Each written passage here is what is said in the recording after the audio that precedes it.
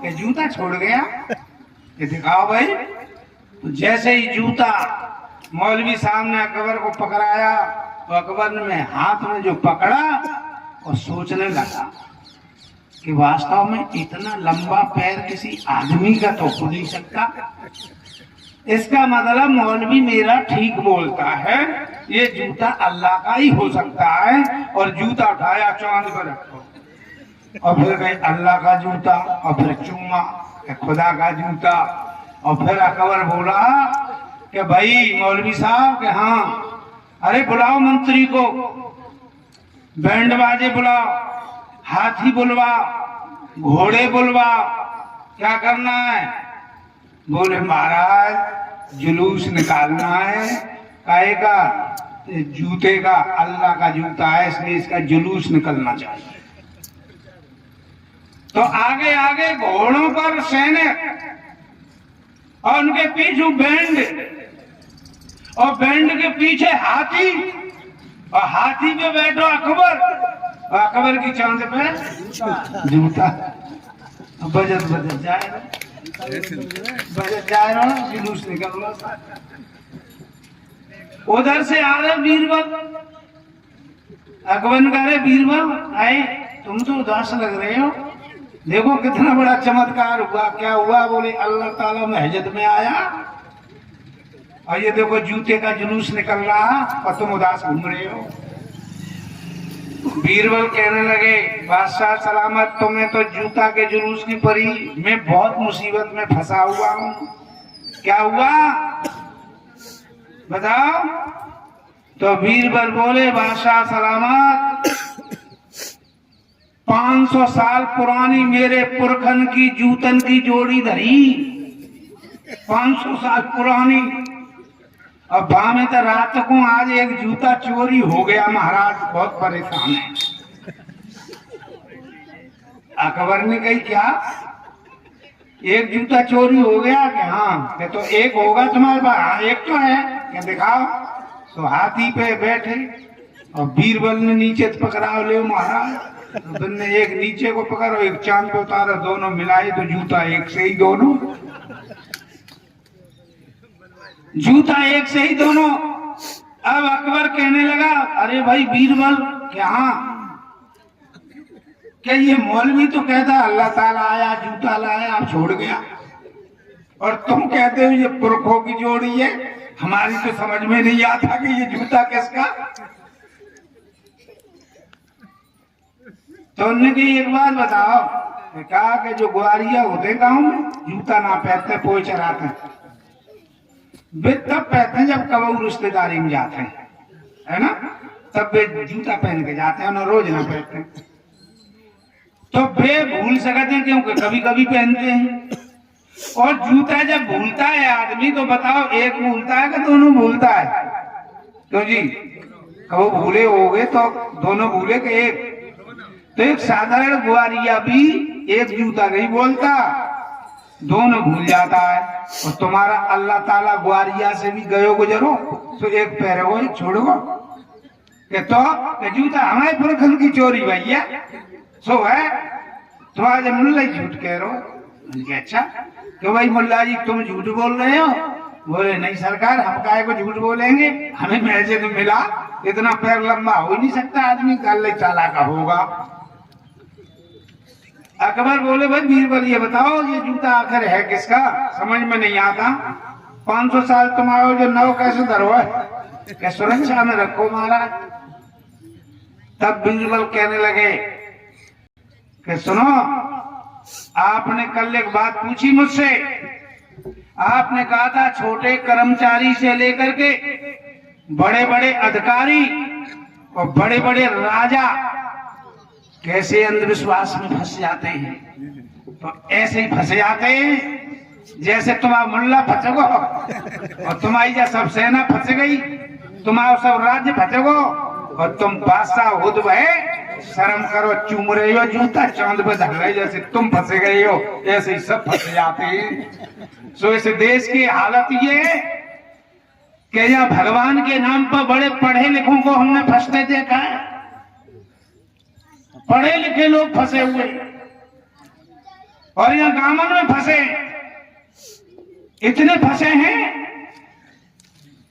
कि सनातन धर्म को छोड़ करके अनन्य जाने किस धर्म की बात करते हैं। सनातन क्या है?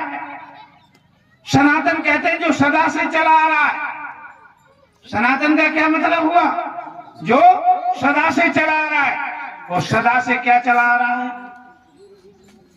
सदा से सनातन चला आ रहा है और उसके देवता भी सदा से चले आ रहे हैं।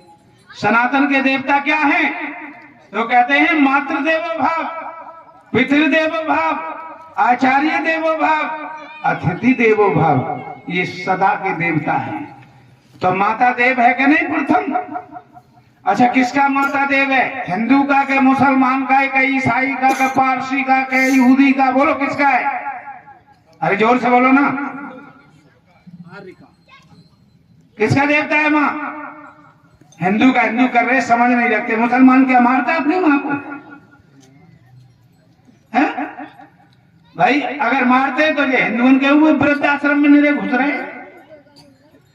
माँ जो देवता प्रथम हिंदू का है, तो ईसाई को किसने पैदा किया? बोलो, माँ ने तो किया है। मुसलमान को किसने पैदा किया? तो उसका भी तो माँ देवता हुआ कि नहीं हुआ? और इसलिए तो कहता है माँ के पैरों में क्या है? मुसलमान क्या बोलता है? माँ के पैरों में जन्नत है। और आप भी कहते हैं माँ की गोद में स्वर्ग है। तो इसका मतलब है कि माता देवता सबका एक हुआ कि अलग अलग? और पिता भी सबके होते हैं। तो बोलो, पिता भी सबका देवता हुआ कि नहीं? तो फिर अलग अलग कोई धर्म नहीं है। ये सब क्या है? हिंदू, इस्लाम, ये है मत।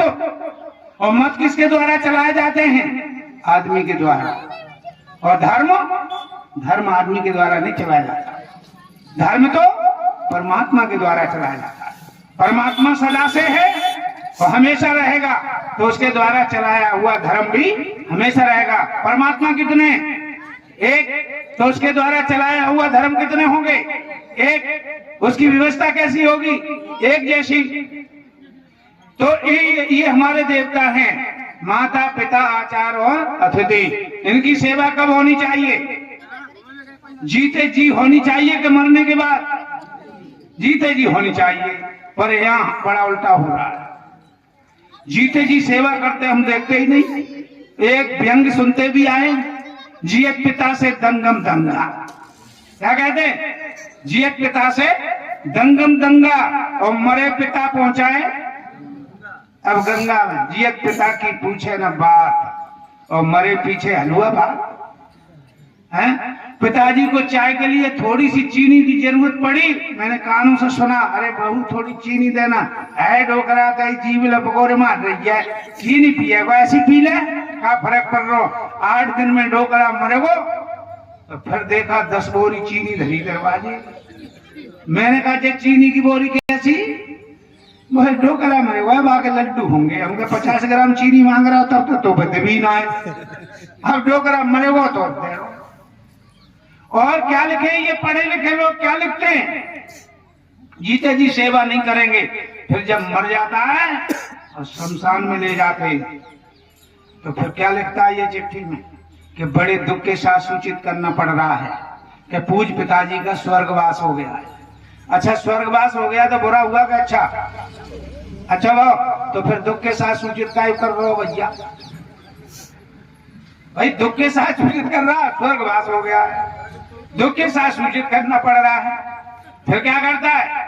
उनकी आत्मा की शांति के लिए क्या किया करेगा? त्रयोदशी संस्कार किया जा रहा है। संस्कार कितने होते हैं बोलो? 16 होते हैं। गर्भाधान से लेकर के अंत्येष्टि तक 16वां संस्कार। तो जब 16वां संस्कार आप शमशान में कर दिए है ना, जब 16वां वहां आपने कर दिया, तो अब 16 के बाद गिनती कितनी आनी चाहिए? लेकिन 17वां तो अब जब संस्कार 16 ही है सब, तो 17वां गिनने की जरूरत नहीं। पर ये 16 के बाद कितना गिन रहे हैं? 13। तो गिनती आती है? गिनती आती है क्या?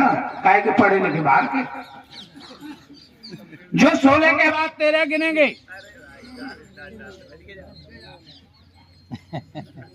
इसीलिए पिछड़े हो।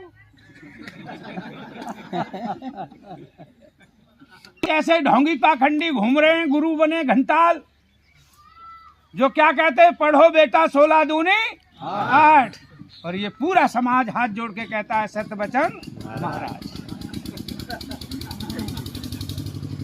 तो जो पढ़ाता है 16 दूनी 8 वो हो गया आंकड़ा, और जिसने 16 दूनी 8 में भी सत्य वचन कहा वो क्या हो गया, बोलो, वो हो गया पिछड़ा। कब तक पिछड़े रहोगे? अरे तुम्हारे पूर्वज से बड़ा दुनिया में कोई पैगंबर आज तक पैदा नहीं हुआ। इतना आगड़ा था तुम्हारा पैगंबर, है? कितना बड़ा था कि आज तक